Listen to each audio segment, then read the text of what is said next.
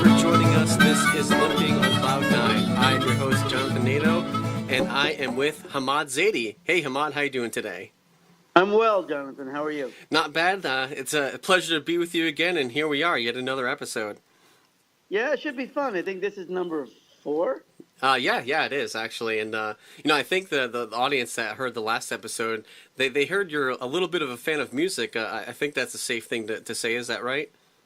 Yeah. Music has always been my love. So this story is about when I bought Julian Lennon's album Valette in 1984. When Valette came out, Julian's album, I fell in love with the album, and I thought, you know what? Not only am I going to meet that guy, I'm going to become his friend. Right? Nice. And of course, for a slightly disabled Pakistani kid growing up in Kansas to say something as crazy as that, it was nearly impossible, right? So I used to say it, I used to visualize it, I used to think about what I would talk about with Jules when we had lunch, where we would hang out, blah, blah, blah. And, people close to me were like, dude, you're kind of insane, right? This is never going to happen. So, okay, that was 1984. Flash forward to 2007. I'm back in Kansas for a funeral for a woman that I spent my entire life calling grandma. She was actually my aunt's mother, but we called her grandma out of respect and love. So she lived in Fredonia, Kansas, in the middle of nowhere. And we used to visit her 88-acre farm, drive the tractors, do all that. They treated me and my sisters just like we were their grandkids. So we loved them to death. So in 2007, when Grandma passed, I was back in Kansas to go to the funeral. After the funeral, I'm crying. I'm with my sister and my mom, and we're crying all the way back to the hotel because I really loved Grandma. When we get back to the hotel, the lady behind the desk, behind the check-in desk. Yeah. She looks at me angrily, and she's like, "Are you Hamid?" And I'm like, Hamid. "Yeah." I'm like, "I'm Hamad." And she goes, "We've got like 6 messages for you. And you need to take care of these because I don't want these people to keep calling." And she gave me the message, and it was from my office back in Los Angeles. And the message was, "Call us right now, Julian Lennon." Oh, right? man. And so I hadn't even thought of Julian in years, outside of the fact that I always loved his music, right? Yeah. So I got on the phone, and I called I got on the hotel phone, and I called my office back in LA, and my office manager told me, he goes, "Hey man, Julian Lennon is considering Lonely Seal to release his movie." Man. And so first I thought they're just teasing me because we did that a lot. And I'm like, no.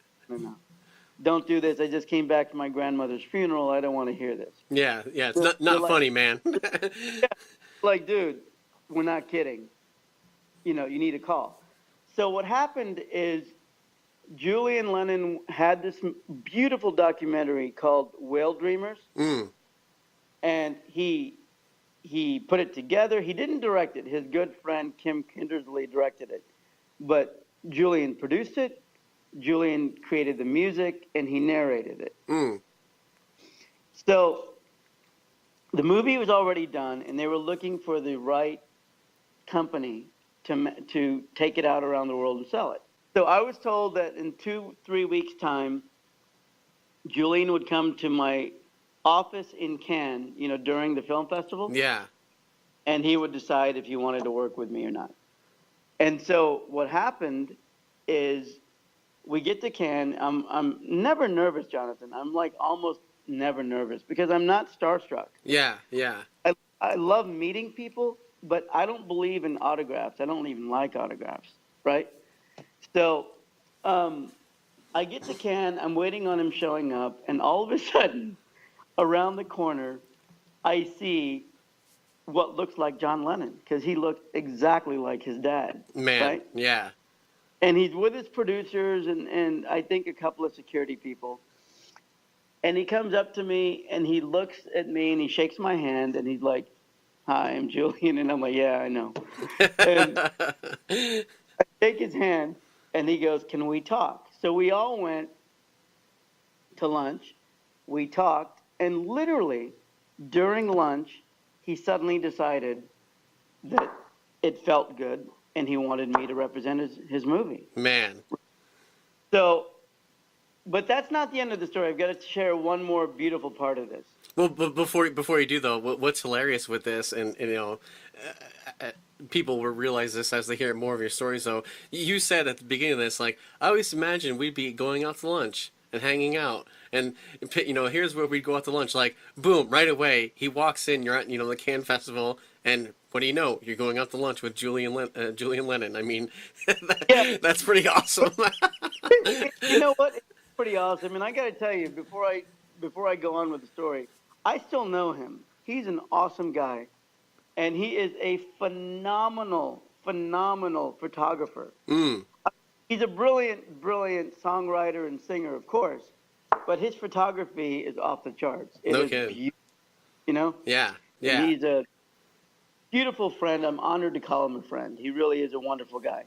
But can I share one more thing? Oh about yeah, this story? yeah. So we decide that we need to throw a party for Julian at Cannes. And this is the best part of the story.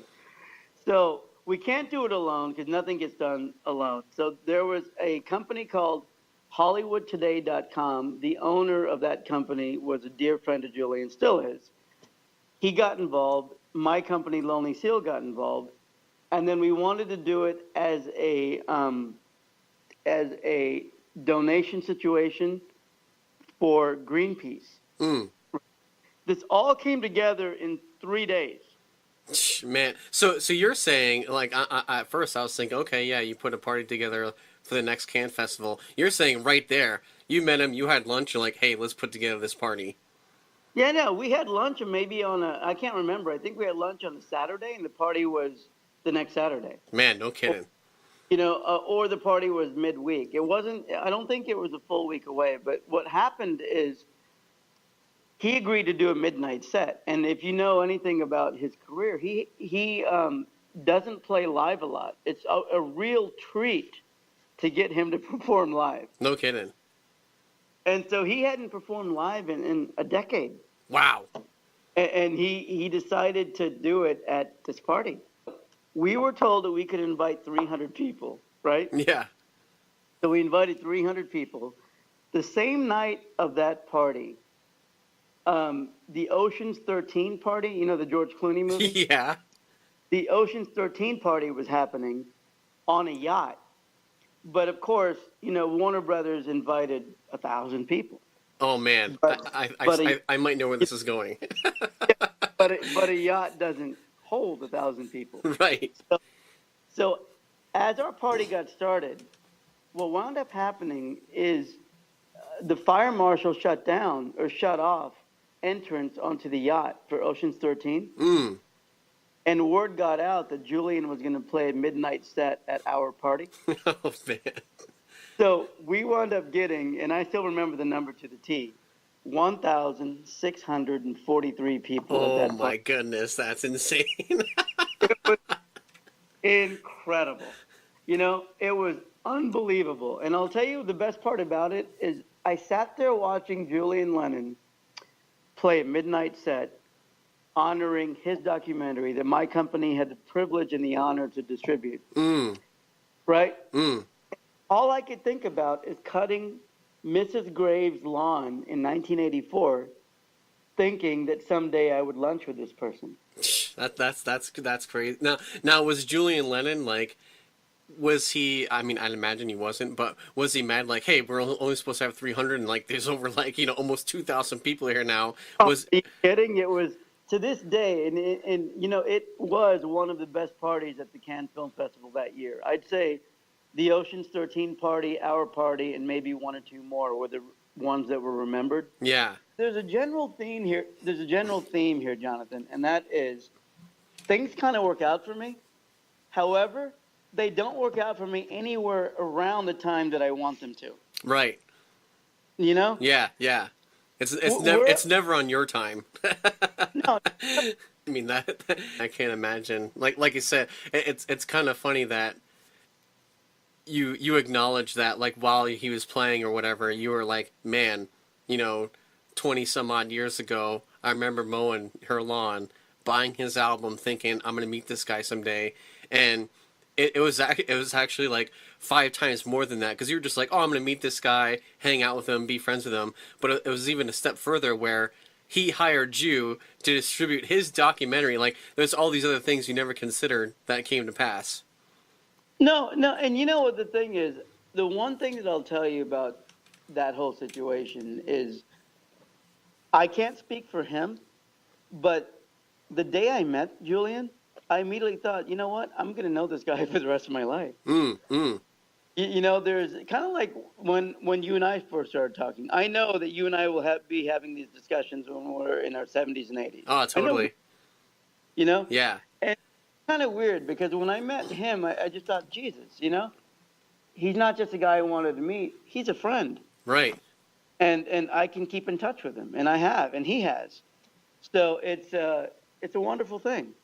But I got to share that the point of me sharing this story is just to tell everybody out there the things that you want in your life, they're all out there for you to get. Right. All of them. Every single thing you want is out there. It's just a matter of how to approach it and how long do you want to wait to get it. Yeah, totally. I mean, sometimes, you know, patience is one of the most important things. Like you said, you were hoping to have it by 28, certain things by 28, but here you are 2 decades later. Now you're kind of seeing some, you know, those things come to pass now. So, you know, can you wait 20 years for a certain thing you want? Time will tell, right?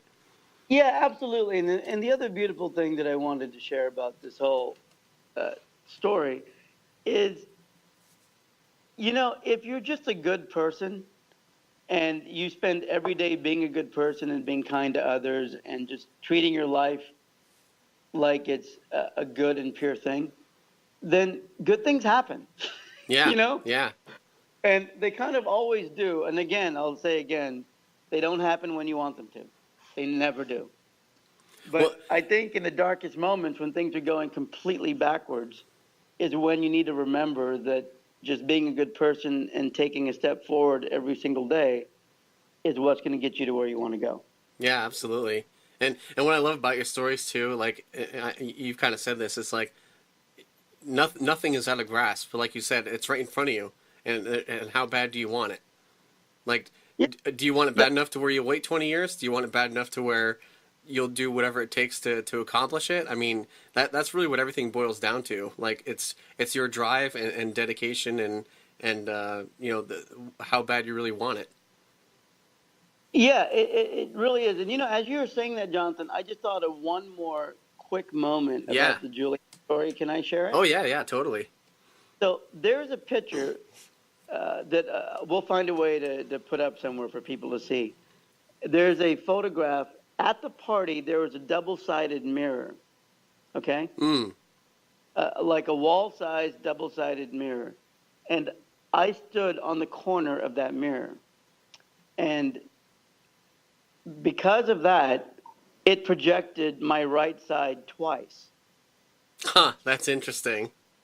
There's only 2 pictures that I have that show me not being disabled, Yeah, yeah. right? One as a child with my mother before my accident happened, and the other one was me standing in the mirror at Julian's party, right? Hmm. Because I look completely healthy because both my good side is projected on both sides of my body. Right, right.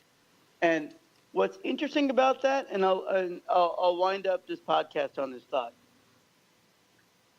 I stood in the mirror looking at both sides of my body looking completely normal. And I realized, again, because I'd done this before, but I realized that, you know what? I don't mind being disabled. Yeah. I don't look at my image of 2 right sides and say, I wish I were that guy in the mirror. I really didn't. Mm. You know, I looked at that image in the mirror and I thought, you know what? So that's what I would look like if I'm not disabled. but that's not how I look like. Yeah. And I was fine with it. And it was another moment to remember for me personally, because it just reinforced that I'm totally okay with who I am. That's pretty awesome. You know? Yeah. No, I you know what? I think you're right on that. You hit the nail on the head where, you know, like you said before, everyone probably has a disability to some extent, but I think the people that, I don't know if you'd use the word overcome, but people that overcome those situations are probably the people that have reached the pinnacle that you did. Like, so what? You know, if I'm this way, I don't care. I'll deal with it and do what I have to do. And those people that finally decide that, instead of living in the past or living in the what if this happened, they can't move on. But the people that accept whatever situation for what it is and move forward, those are the ones that can overcome. Yeah, absolutely. I mean, just remember, I was still blown away when you told me that you couldn't see. Oh yeah, that's right. Because we had been talking for like, I don't know, a week or two, and then finally I was like, oh yeah, by the way, I'm blind. And you're kind of like, what? And for those listening, he told me he was blind while I was hiring Jonathan to do a lot of like online website work for me. Yeah. So you're like, okay, I'll do all of this stuff for your websites, and I'll help you on online marketing and do all this wonderful stuff, which you're amazing at. By the way, did I tell you I'm blind? I'm like, what? So it's really cool. It's really cool. Yeah, but no. I'm really glad we got this story out. I think it's an important one to tell people that, you know, you can never really give up on your dreams. You never can. Yeah, I'll guess I'll interject one more thing that's funny about this story is, I don't want to say it's not that you gave up, but like you said, I hadn't thought about it for maybe a few years or whatever, and it's not on your time, but just timing in general, where it's almost like it wasn't even in your forefront of thinking, and then boom, it just landed on your lap. Yeah, that's true. That's why I say I have a Forrest Gump life. I find a way to limp into some really cool situations. Yeah, no, that's awesome. Yeah, no, like I said, it's exciting just to hear, hear how it all unfolded. And I mean, like, just from what you said, Julian Lennon sounds like he's a pretty down to earth guy, considering his background, which is awesome. Because it seems to me, not that I've met very like famous people like that, but it seems that it can be kind of hit or miss. There's those people that feel like the world owes them everything when they're famous, and then there's those people that are just like totally down to earth and just like, hey, I'm a normal guy just like you. I will tell you, he's one of the most down to earth human beings I know, regardless of if he's a celebrity or not. Yeah. He is incredibly humble and down to earth. That's cool. That's awesome to hear. I love it when it turns out that way for people that have been successful in their lives like that. So that's awesome. So yeah, I guess we're wrapping things up here, Hamad. So like, how can people get a hold of you and stuff like that? Well, they can get a hold of me via email at hamad@hamadzaidi.com. And of course, they're probably downloading this on iTunes. So if you enjoyed Limping on Cloud 9, this episode or any of the other episodes, please leave us a very positive review, because we're trying to get the word out. Absolutely. Yeah, and every review is helpful, and hit up Hamad. He's a really I love that he used this word. I think in the first episode, he's very accessible. So if you email him, he'll get back to you. No, I will. Anyone that emails me will get a response within 24 hours, and it's my response. I promise. Yeah, no, that's awesome. Yeah, so again, Hamad, thanks for coming on. It's always an awesome episode, and I'm looking forward to the next one. Absolutely, Jonathan. Thank you again for your time, and everyone have a wonderful day. Everyone, thank you for listening and downloading. Don't forget to leave a review on iTunes. It would be greatly appreciated. Tweet it. Let people know about the podcast on Facebook, and we'll talk to you next episode. See ya. Take care.